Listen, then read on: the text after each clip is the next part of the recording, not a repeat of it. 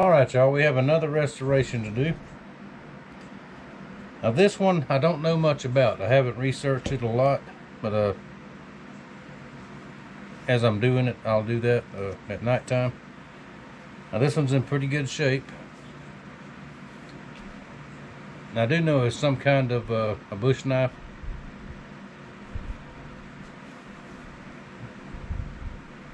Now this is a Case XX. Who else would make knives for the military and everybody else back then but Case? They're still making knives today. They had the factory facilities, the know-how, the people and all that, and they made all kinds of stuff. Now we'll learn more about it later. Now this one's in pretty good shape. At one time you can tell it was gun blued, blackened for a tactical use. And some people say, well, why is all military stuff black or tan or green? It's subdued.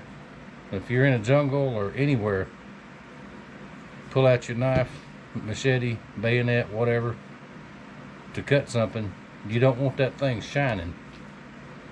It'll give away your position. That's why everything is subdued. Now, back in the day, most everything was black. So we're going to make it black again, like it should be. Like I said, very good shape. We're going to clean the spine off. Do that first, and I'm going to use this little Scotch Bright wheel on my Dremmel. Now I'll leave an Amazon link for these because I just got a whole set of these, all different grits. And very, very handy little tools. You just can't run your machine wide open. It's got to run slow. But that's what we're going to use to clean off the spine down in here. And the handle's in very, very good shape. I'm going to sand it with some 320 by hand. And polish up these rivets and get them ready to make them black too. Then we'll... Blade's in pretty good shape. It's got some pitting on the end, which we'll leave all that. Sand it, get it ready for gun blue. Stick around. Nice knife. That tool will work if it's plugged in. Hang on. Funny how that is, right?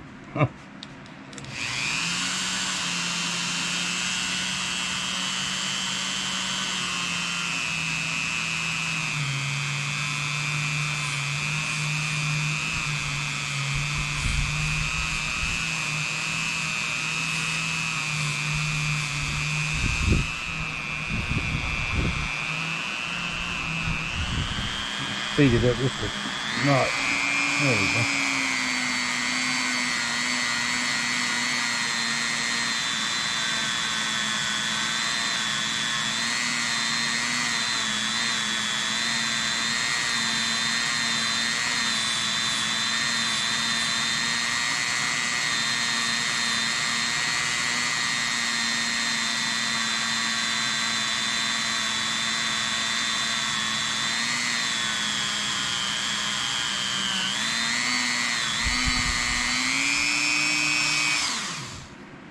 Just like that, take a few minutes to get it all cleaned up.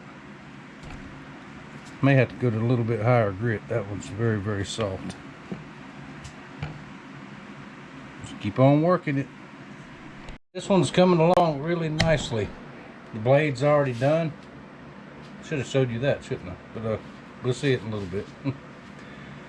Okay, I just sanded and resealed the handle.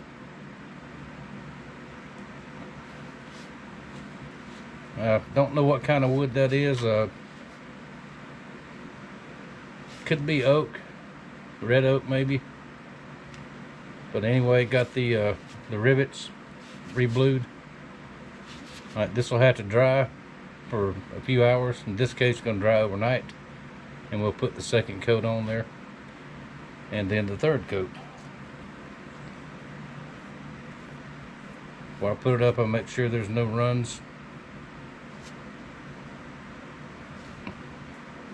Looks good.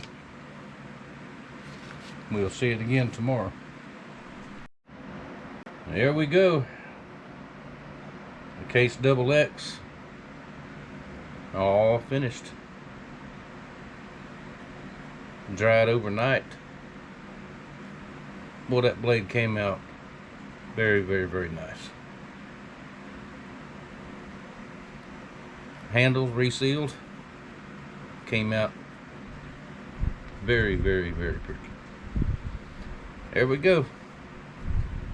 Now let's go inside and read the Magic Google machine and see what we can learn about this one.